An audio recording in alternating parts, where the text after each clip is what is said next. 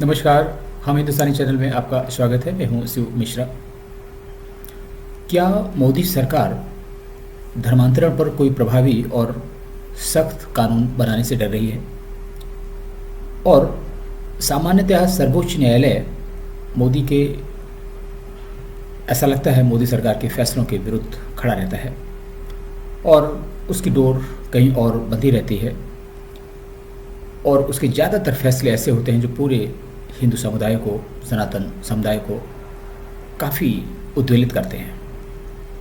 लेकिन बहुत दिनों बाद सर्वोच्च न्यायालय ने भी इस बात को बहुत शिद्दत से महसूस किया कि केंद्र सरकार को धर्मांतरण के विरुद्ध एक सख्त और प्रभावी कानून बनाना चाहिए।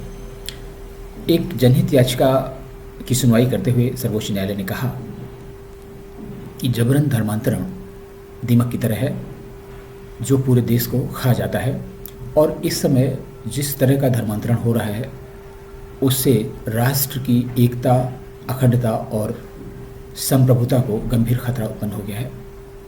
केंद्र सरकार की तरफ से जो पेश हुए अटॉर्नी जनरल तुषार मेहता, उन्होंने बेहद लचर प्रदर्शन किया और जो तथ्य उन्होंने रखे उसमें बिल्कुल भी दम नहीं था। याचिकाकर्ता ने यानी अश्विनी उपाध्याय ने अपनी याचिका में लिखा है कि जो धर्मांतरण का कार्य है वो देश के हर जिले में हो रहा है।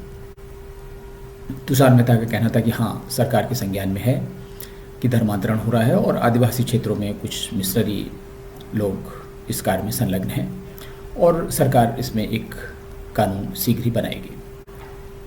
पिछले कई सालों से, खासतौर से 2014 में मोदी के सत्ता में आने के बाद से जो घटनाएं हो रही हैं और उनमें अनपेक्षित वृद्धि होती जा रही है, वो हैं भारत का इस्लामीकरण और उस इस्लामीकरण के लिए जी तोड़ धर्मांतरण, और उसमें छोटे व्यक्ति से लेकर बड़ा व्यक्ति हर एक जुड़ा हुआ है मुस्लिम समुदाय का, चाहे वो ओवैसी हो, चाहे सलमान खुर्शीद हो।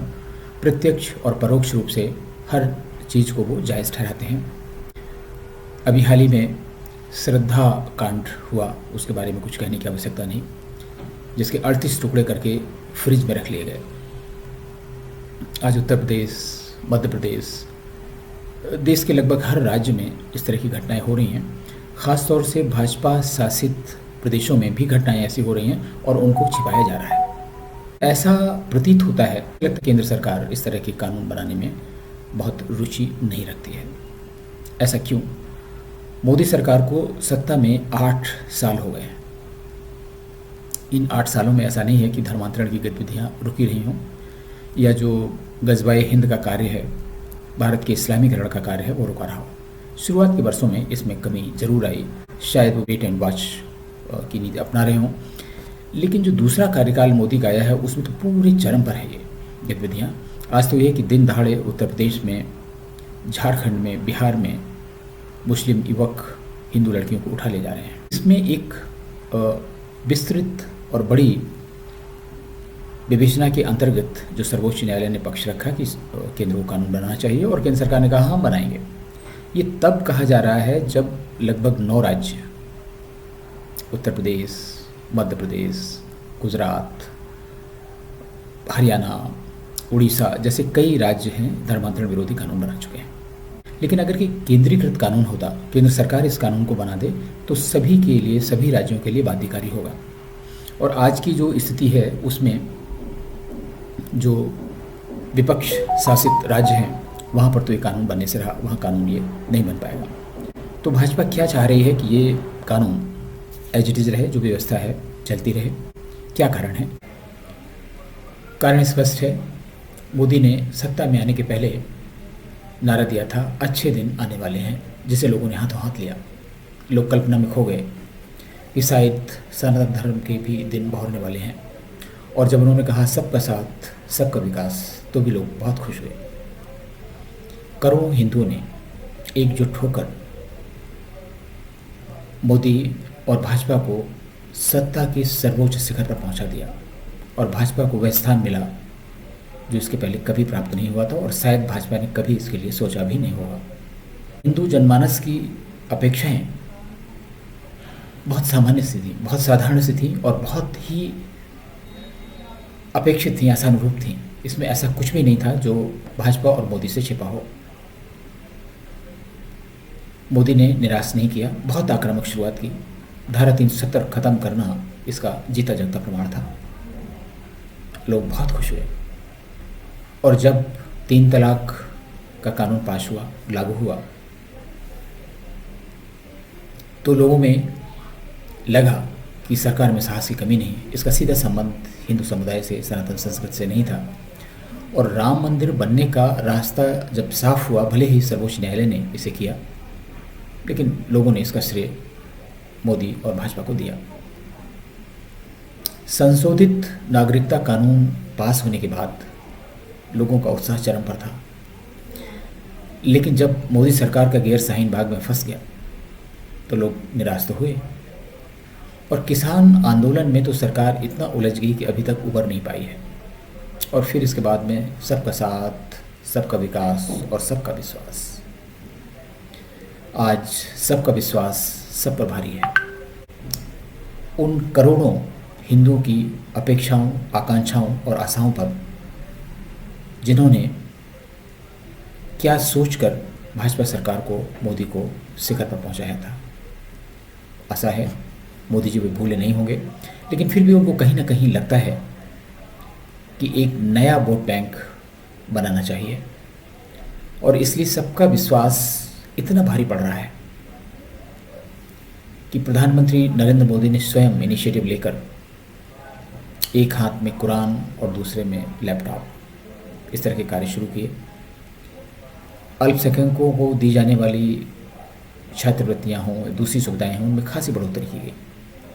हैदराबाद आंदोलन में मुसलमानों के मतों को आकर्षित करने के लिए स्ट्रेटजी बनाई गई और पसमानदा मुसलमानों को आकर्षित करने के लिए, उनको लुभाने के लिए योजनाओं की, पैसों की बौछार करने की योजना बनाई गई और राज्यों में ऐसा किया भी जा रहा है।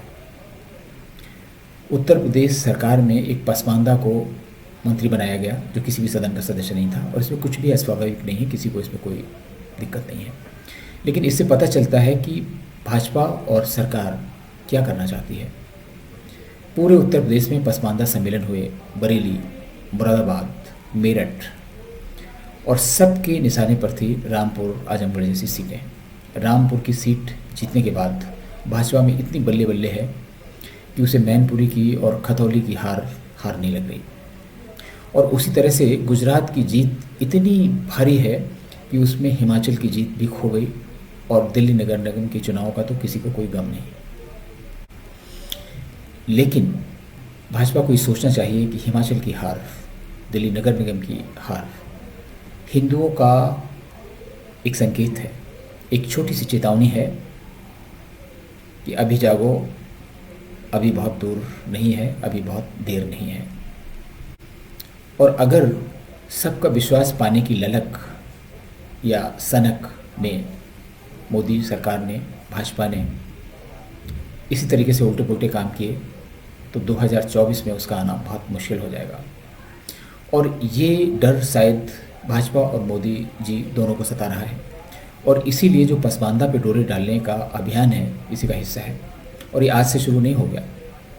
राष्ट्रीय स्वयंसेवक के सरसंघ चालक मोहन भागवत तो पहले से कह चुके हैं कि हम हर मस्जिद में शिवलिंग क्यों तलाशें।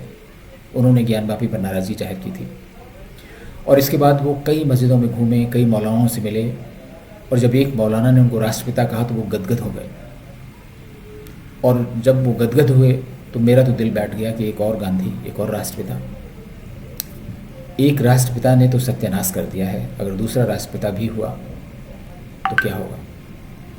खैर, अब मोदी जी भी वैश्विक नेता हैं, हो सकता है राष्ट्रीय समस्याओं से ऊपर उठ जाएं और उनको याद भी ना रहे कि उन्होंने क्या करना था। लेकिन शिखर पर पहुंचकर जब कुछ भी पाने को शेष नहीं रह जाता तो फिर इतिहास की चिंता आती है राजनेताओं को। और उस इतिहास में, भारत के उस इतिहास में जिसे वामपंथियों और इस्लामिक गठजोड़ के तथाकथित उदारवादियों ने लिखा है और जो आज भी लिख रहे हैं, और जिसे मोदी तमाम शिक्षा मंत्रियों को बदलने के बाद भी बदल नहीं पाए, वो व्यवस्था आज भी चल रही है। इसलिए उनकी चिंता स्वाभाविक है और इसलिए सबका विश्वास पाने के लिए उनकी लालसा भी समझ में आती है। कल को हो सकता है ऐसा समय आएगा जब भारत का इतिहास बदलने लगेगा और भारत का इतिहास कोई सनातनी व्यक्ति लिखेगा और भारत का इतिहास शुद्ध सनातनी होगा। हो सकता है उस समय मोदी जी को उनकी सेवाओं का समुचित मूल्यांकन मिले, इतिहास में उनका नाम स्वर्णाक्षरों में लिखा जाएगा। उन्होंने कुछ तो किया, कम से कम हिंदुओं को इतना साहस दिया, उनको सर उठाने का मौका दिया, संगठित होने का मौका दिया कि आज स्वयं भी कुछ कर सकते हैं। इसलिए भाजपा और मोदी अगर कोई कानून नहीं भी बनाते हैं, जो नहीं बनाएंगे ऐसा लगता है, तुषार मेहता के बयानों से ऐसा लगता है कि उन्होंने इस तथ्य को जानबूझकर छिपाया। उन्होंने सिर्फ ईसाई मिशनरियों की बात की, इस्लामिक आक्रामकता की बिल्कुल बात ही नहीं की, जो आज सबसे बड़ा खतरा है। उससे लगता है कि कानून तो मोदी सरकार नहीं बना सकती, क्योंकि उन लोगों को भी नाराज़ नहीं करना चाहते हैं जो सर तन से जुदा करने के नारे लगाते हैं, जो महिलाओं और युवतियों के 38 टुकड़े करके फ्रिज में भर देते हैं। भाजपा शासित प्रदेशों में ऐसी घटनाएं होती हैं, उनको छिपाया जा रहा है, उनके विरुद्ध रिपोर्ट भी नहीं लिखी जा रही है। ये सब शुभ संकेत नहीं है, लेकिन फिर भी मोदी जी से प्रार्थना है कि वो शिखर पर पहुंचने के बाद शिखर पे पहुंचाने वालों को ना भूलें, अन्यथा शिखर पे पहुंचाने वाले लोग भी उनको भूलना शुरू कर देंगे। नमस्कार। फिर किसी ज्वलंत मुद्दे पर आपसे शीघ्र ही मुलाकात होगी।